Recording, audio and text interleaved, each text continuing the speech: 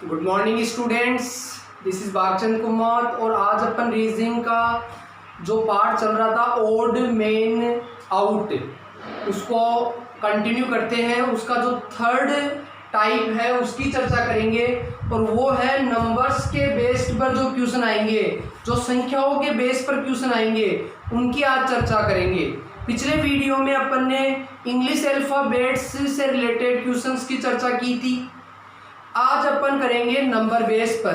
तो पहला जो क्वेश्चन आपके सामने है उसको देखने से पहले आपके दिमाग में ये चल रहा होगा कि भाई नंबर बेस पे किस टाइप से करेंगे।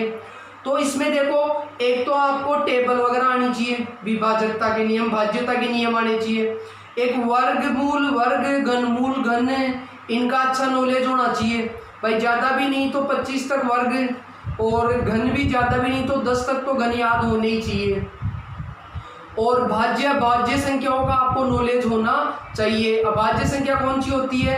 जो स्वयं के अलावा किसी अदर से डिवाइड नहीं होती है, मतलब स्वयं या एक से, क्योंकि सभी संख्या में एक का तो भाग जाता ही जाता है। स्वयं के अलावा और एक के अलावा किसी संख्या से डिवाइड नहीं हो, भाग नहीं जाए, तो वो अभाज्य होती है।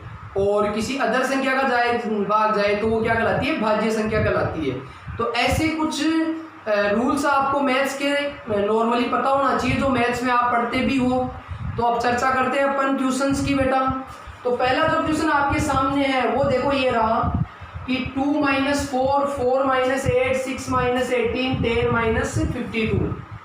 तो इसमें से आपको 4 में से एक भिन्न है, 3 की जो गुणधर्म है वो समान है और एक का गुणधर्म उससे भिन्न है। तो वो भिन्न आपको चुनना है ऑप्शन। तो आप कैसे चुनेंगे? देखो बेटा, एक तो मैं माइनस करके देखूं तो इन दोनों का माइनस तो नहीं बैठेगा, नेगेटिव आएगा, सेम भी नहीं आएगा। तो यहाँ पर देखो, जैसे 2 और 4, यानी 2 का गुणज होता है क्या? 4। बिल्कुल, 2 के पहाड़े में 4 आता है, 4 के पहाड़े में 8 आता है, 6 के पहाड़े में 18 आते हैं, नहीं आते हैं। लेकिन 10 के पहाड़े में 52 आते हैं क्या? नहीं आते हैं। तो ये इनसे अलग हो गया, नहीं हो गया बेटा? तो अपना आंसर कौन सा सही होगा? 10 और 52 का जो जोड़ा है वो बिल्कुल सही होगा। ये इन तीनों से अलग नजर आ रहा है।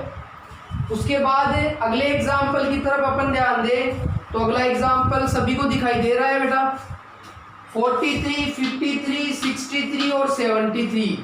अब इसमें क्या अलग है, कौन सा ऑप्शन अलग है, ये आपको देखना है। तो 43, 53, 63 और 73 देखो सारे ही विषम है। कई बार सम और विषम के अकॉर्डिंग भी देखना पड़ेगा कि जैसे 3 सम है, 1 विषम है, तो वो भी अलग हो जाता है।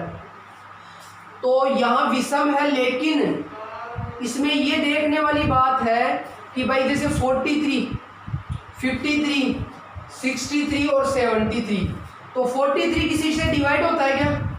बिल्कुल नहीं होता है। 43 के और 43 से डिवाइड होता है, या 1 से तो होगा ही होगा। तो ये अभाज्य हो गया। 53 किसी के पहाड़े में 53 आते हैं क्या? नहीं आते बेटा, किसी के पहाड़े में भी 53 से ही डिवाइड होता है, ये भी अभाज्य हो गया। 63 ये तो आता है, देखो 3 से ही डिवाइड हो रहा है, 6 और 3 9, 3 से डिवाइड हो रहा है, ये भाज्य है। और ये 73 ये भी अभाज्य है। 73 किसी की टेबल में नहीं आता है, 73 से डिवाइड होता है। मतलब ये 3 तो अभाज्य हो गई संख्याएं, और इनमें से एक भाज्य है, मतलब एक किसी अन्य से डिवाइड हो रही है। तो 3 अभाज्य है, एक भाज्य है। तो कौन सा भिन्न हो गया तीनों से? ये वाला भिन्न हो गया, नहीं हो गया? ये भाज्य संख्या है और बाकी तीनों अभाज्य संख्या है। तो समझ में आ रहा होगा। नेक्स्ट प्रश्न की बात करता हूं मैं, थर्ड वाले की। पहला ऑप्शन है 123, दूसरा ऑप्शन है 137, तीसरा ऑप्शन है 153 और चौथा ऑप्शन है 177। तो इनमें भी देखो सम और विषम से तो कोई पता चल नहीं रहा। तो 123 देखोगे तो देखो 3, 2, 5 और 1 6, यानी 3 से भाज्य हो रहा है भाई। 3, 6, 9 ऐसे गुणज आ जाते हैं, तो 3 से विभाजित होते हैं। तो इनका योगफल यदि 3 से विभाजित होता है तो वो पूरी संख्या 3 से विभाजित होती है। ये विभाजन का आपका नियम पढ़ा है सभी ने। तो ये 3 से भाज्य है, मतलब ये भाज्य संख्या है। ये 7 और 3 10 और 1 11, ये 3 से भाज्य नहीं है। और किसी से भाज्य है वो देखेंगे अभी। ये देखो 5 और 3 8 और 1 9, ये 3 से भाज्य हो रही है 9 है तो, और ये 7 और 7 14 और 1 15, 15 भी 3 से विभाजित है। मतलब ये 3 तो 3 से विभाजित है, ये 3 से विभाजित नहीं है। 3 पे ही चले जाते और उसे क्या लेना देना कि ये 3 तो 3 से विभाजित हो रहा है, 3 का पूरा पूरा भाग जा रहा है, लेकिन ये 3 से विभाजित नहीं है। तो इसी बेस पे ये अलग हो गया नहीं हो गया? बिल्कुल हो गया। ये एक अलग आंसर हो गया कि बाकी 3 तो 3 से विभाजित हो रही है, लेकिन ये जो एक ऑप्शन है वो 3 से विभाजित नहीं हो रहा है, और शायद ये अभाज्य भी हो सकता है, देख लेना आप। अगले प्रश्न की ओर बढ़ते हैं अपन। तो वो क्या दिखाई दे रहा है बेटा?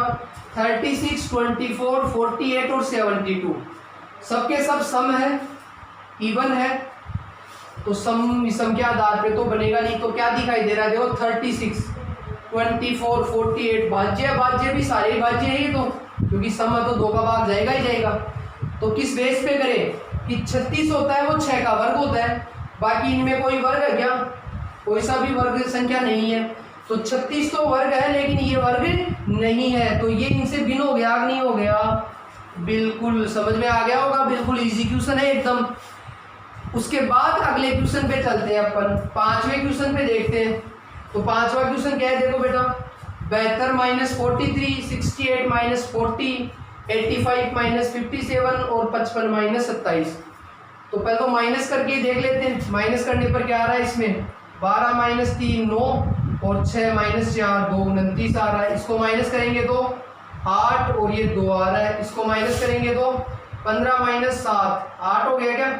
और ये 2 बच गया, और ये 15 माइनस 7 8 बच गया, और ये 2 बच गया।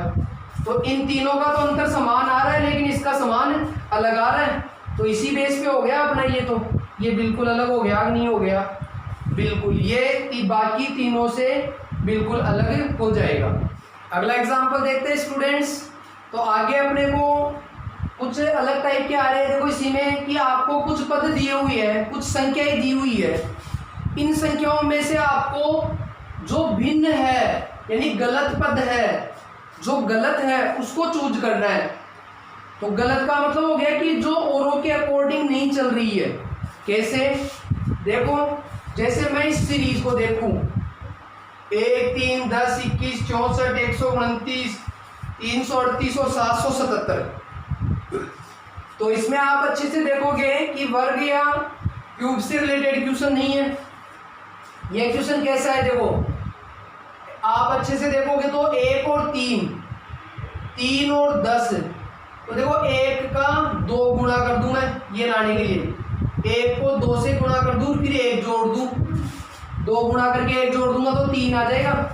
ऐसा ही इसमें देखो, इसको 3 को मैं 3 से गुणा करके 1 जोड़ दूंगा, 3 तिया 9 और 1 10। फिर वापस अगले में चलने के लिए क्या करूंगा? 2 गुणा करके 10 दूनी 20 प्लस 1 21 हो जाएगा क्या?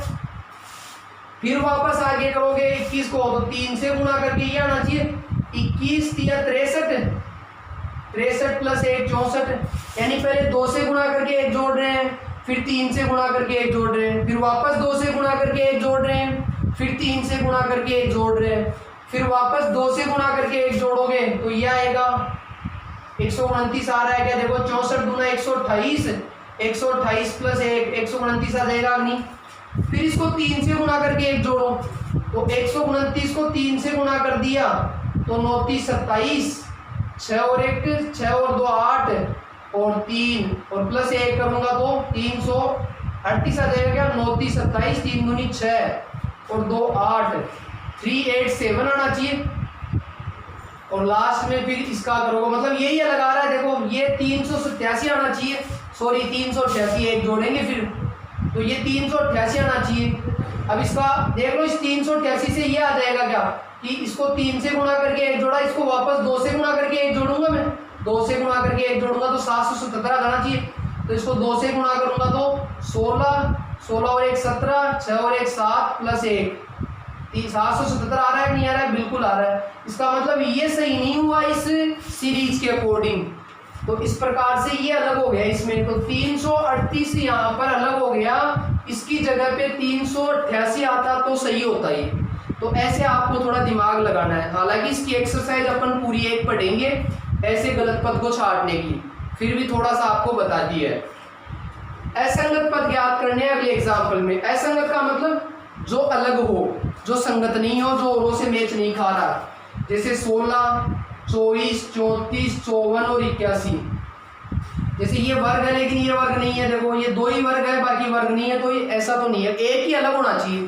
तो इनमें कौन सा हो रहा है, देखो ये बाकी सम दिखाई दे रहे हैं, ये भी सम दिखाई दे रहा है, देख लो ये भी सम दिखाई दे रहा है नहीं, तो ये असंगत हो गया, मतलब इनका मैच इनसे नहीं हो रहा है। तो बस इसमें आंसर कौन सा कर दो आप, 81 कर दो।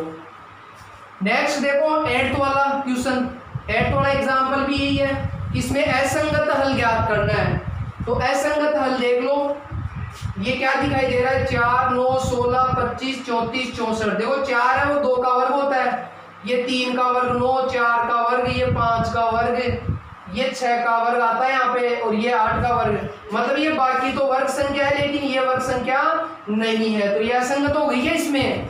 बिल्कुल 34 इन सबसे अलग है, बाकी वर्ग है और 34 किसी का वर्ग नहीं होता है। अगला क्वेश्चन 9th पे देखते हैं, ये वापस माइनस वाला आ गया है, तो इसका अंतर देखोगे, एक तो अंतर क्या सेम आ रहा है क्या किसी का, जैसे 46 माइनस 23, 23 ही आ गया इसका अंतर।